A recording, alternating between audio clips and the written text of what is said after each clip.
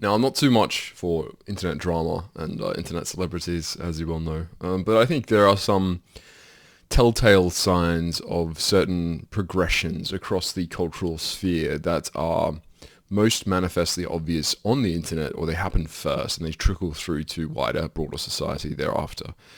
So I think for me, one of the very glaring and contrasting things was the Piers Morgan Fuentes interview that happened yesterday as of filming this, where it's certainly gauche, but there's a certain amount of repartee and debate and banter, whatever they had, but then I think genuinely some antipathy between the two because of the clashing Weltanschauung.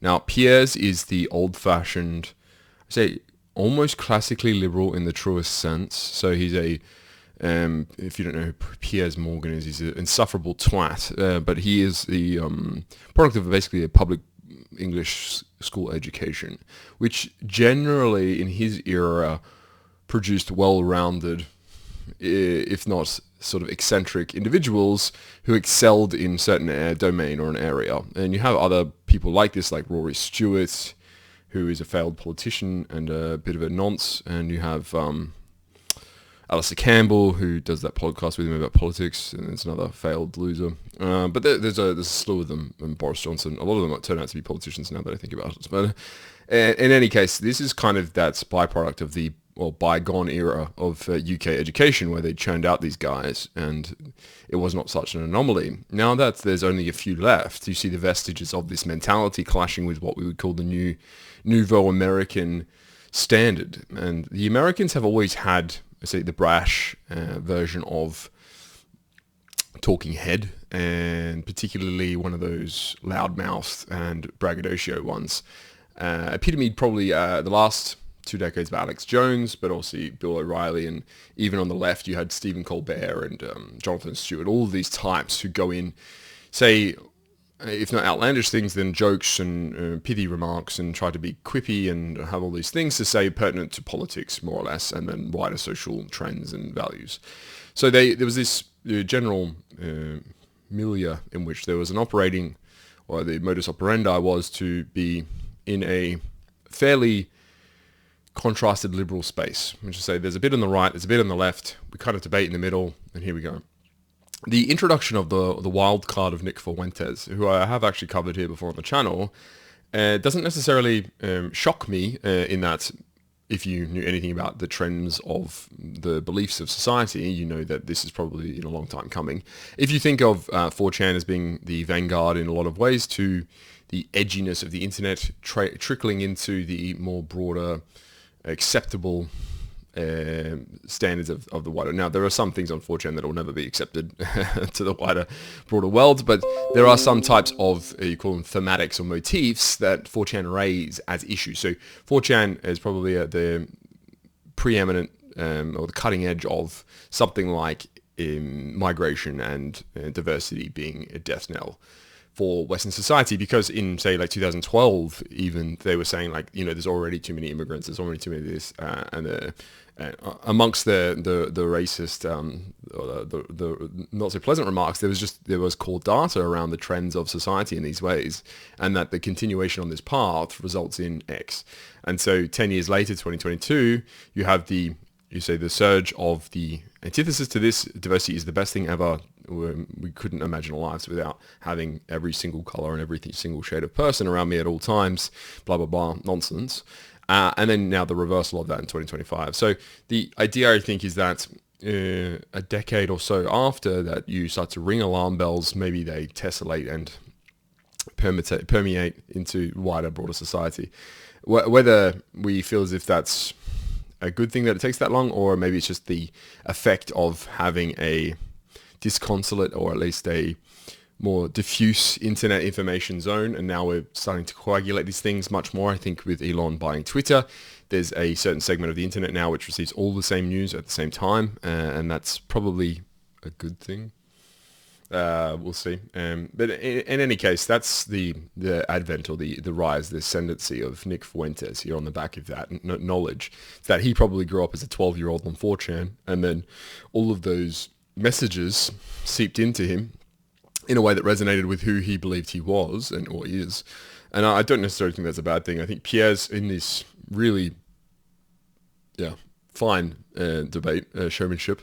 Really, it's entertainment, and I think you should view it on that lens. There's no debate here. There's no interesting discourse. It's Nick being snarky and a bit funny, and Piers being a hopeless boomer. And that dynamic, I think, does do well in the contrast, because Nick is charismatic, and then Piers is insufferable. And so you can kind of paint that picture quite easily. I think Piers, and rightly identified by Nick, is a holdover from a previous era that no longer exists. I wish the world was this way, and I'll continue to, under the pretense that it is, that we're all in harmonious living, and it's just a few strays that are bleeding into the edges, making everything worse with callous remarks, or oh, you're a racist, or you're an anti-Semite, you're a misogynist, all of these monikers which he was throwing at Nick, trying to imprecate and traduce him. It just doesn't really work that well, because it's a bit meaningless. I think it's one thing if you have someone call you these things earnestly, and then there's some sort of offense taken and given. I think it's another thing altogether, which is clearly what it is just an attack on your character from someone who thinks using a word to not indict you, but besmirch you would be sufficient to get you to shut up and retract what you've said and make sure that you're going to play by their rules, because I think words should be powerful enough to stop you from saying the things that you're saying.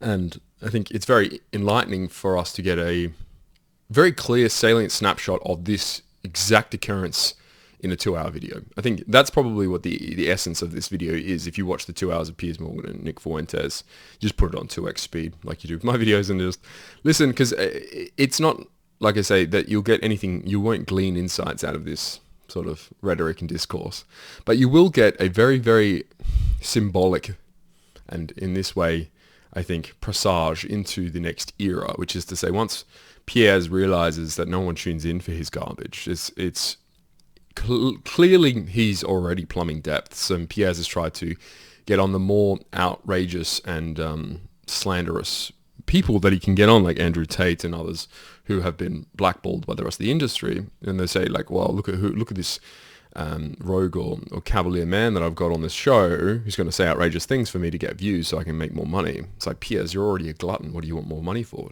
Stuff your fat face. Well, clearly Piers is the corrupted boomer anyway, so that's why he does it. But I think it's probably a good thing that he's so interested in money, and in doing so is platforming people who are toxic to his own worldview in the ceteris paribus or status quo case. And if you think, like, I will make more money having someone who appeals to the younger generation and will bump my views, but what you're really doing is platforming, and once you start platforming people, you expose them to a broader audience, a wider audience, who are now exposed to their views in that way that they go, oh, actually, that's quite a good point, because Piers is unlikable.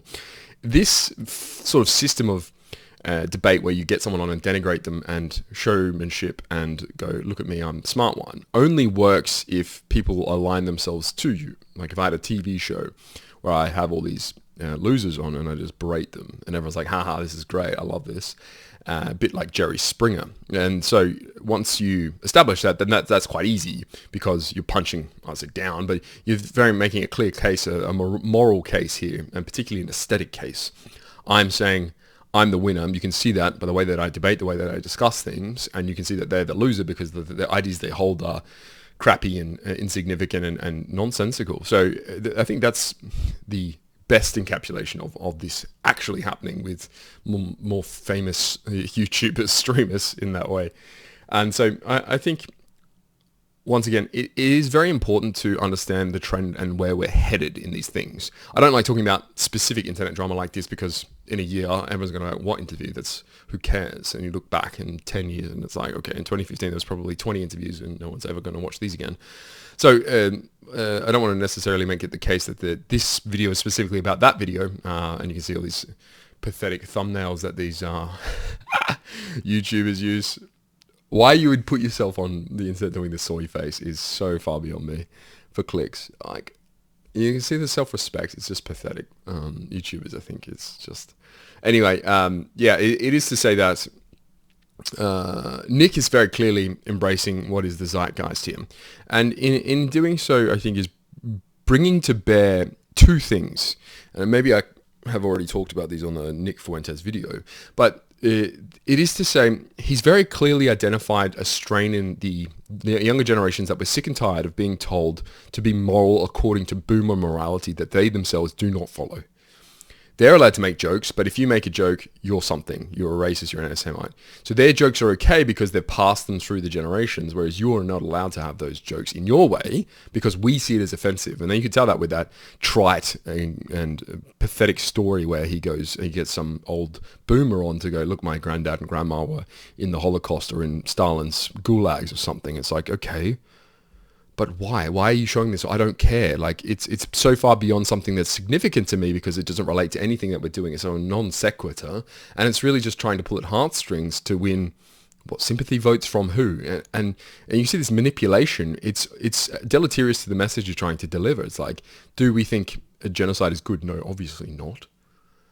And if you can't separate these things from who Hitler was being cool, then and clearly Piers fell into a trap he thought he was trapping Nick into. It's like, if people think Hitler is cool in spite of the Holocaust, you bring up the Holocaust is just going to further catapult Hitler into the cool zone that you'd think you're trying to like pull him out of. It's just the quicksand. You're like trying to run fast to get out of it. It's not working, Piers, you moron. And so I think when that's the case, when you build this idea around the moral framework and it no longer applies, it's very hard to navigate towards a different stratification of values and ideals because you're so far entrenched and embedded in these things. And you can clearly see that with the boomer class, and Piers is a perfect encapsulation of that. I think that the reasons I don't necessarily agree with Nick are the same that I highlighted in the videos, in that I think what he's unfortunately gone through is a pollution of his mindscape from what's effective for messaging, what's effective for entertainment, and what his real life portrays as necessary towards goals. And so all of these things are no longer coherent for Nick. And so on a very high level, it's very hard to understand what Nick actually advocates for, what he's averring, because you consider Nick to be a guy with the idea that he loves America and he wants the best for America, and you are persuaded when he uses data and presents things, because like hopefully on my channel you get the idea that there's a certain passion or care toward the way that Western society is going. You say like, I want to further the Gothic race's interests. How do I do that out of my small little tiny world? Now Nick's world is getting much larger, and so I think Nick needs to dedicate toward actual politics. I think he has to take the step from being a talking head commentariat iconoclast to being an actual politician. I think that's a necessary step he'll have to take. Otherwise, he loses his credibility. It's very hard to continue to wish and want things without actually doing anything other than just talking about them. This is the Carl Sagan of Akkad issue, is that you can bemoan state of affairs, but then do nothing about it. Generally starts to lose its appeal or its significance or its sympathy to me, because it's just ineffectual of actual galvanizing change. And I think, well, maybe it's OTOs now, but the idea that you have a ironic part of you where you can always lean into the part of, it's actually what I said was ironic, it was a joke, I think also starts to lose its currency when you get older. And so Nick being now 30, you can't say, I was just being edgy, I was just being funny.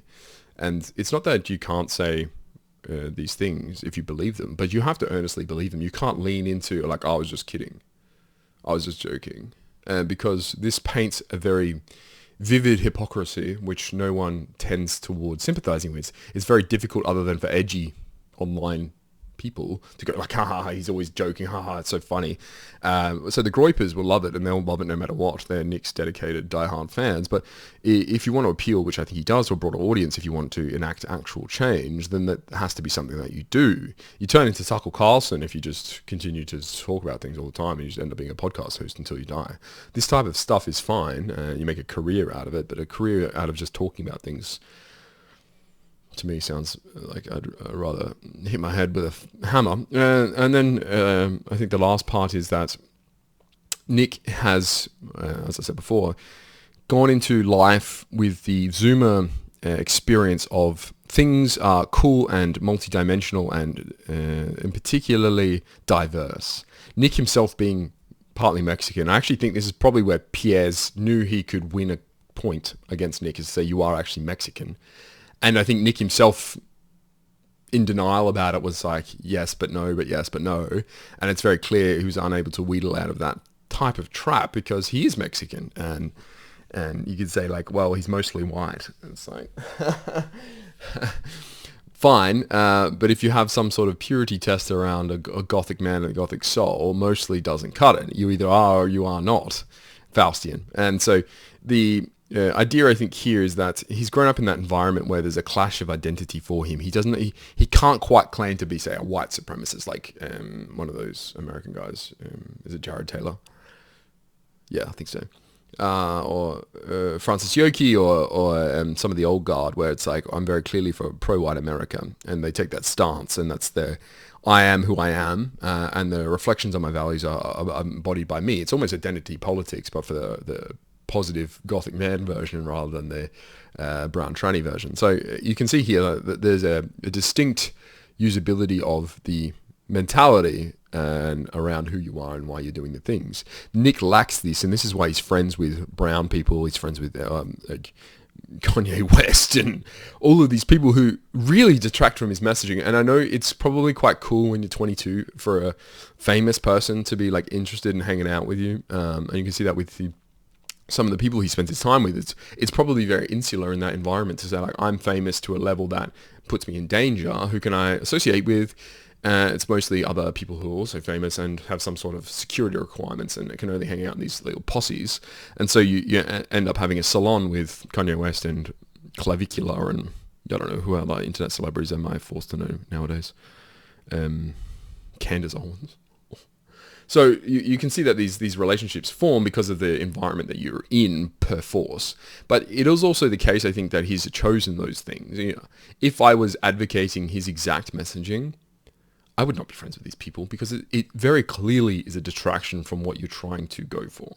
If I, on one hand, was like, yes, I want the best for, and he calls himself a Catholic nation. First of all, Catholicism, by and large, is the proletariat version of a religion or like a theology and a spirituality, because you have like random hordes of Africans and South Americans and like Asians who believe this crap, and the Pope allows them to participate in the church because it's like, oh, it's a church for everybody. But it's a church for everybody, it's a church for nobody.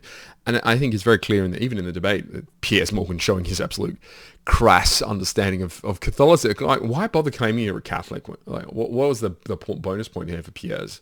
I think maybe he went to Catholic school or he like goes to church, but like very clearly he's not a Catholic. And I think it's also evident that his true beliefs are just drowned or is subsumed by boomer morality anyway. There's no actual consistency with the church teachings and ecclesiastical studies or anything. So forget Piers. I think Nick probably is a more devout Catholic or Catholic in that denominated sense. But once again, that just speaks to being a brown third worlder than it does to be white Gothic man pursuant of a certain direction and needs and means.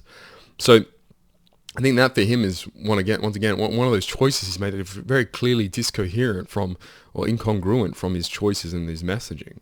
You'll never go far with this idea that you can always detract from other people and denigrate them and traduce them, like he does with someone like J.D. Vance, for very good reasons. He made the point, like, everyone who like the anti-immigration crowd, the racists or the race realists or whatever they call them, like JD, even though it was in spite of having a Indian wife and kids, which is a completely fair point, but it also loses validity with Nick because it's like, well, yeah, but dude, you're clearly also of that class. You're clearly fine to intermix on that level spiritually and metaphysically. So what's the elevation here? Like, what are you really saying? Someone's held a mirror to you, the speculum, and then you're just angry at the fact that that's who you are.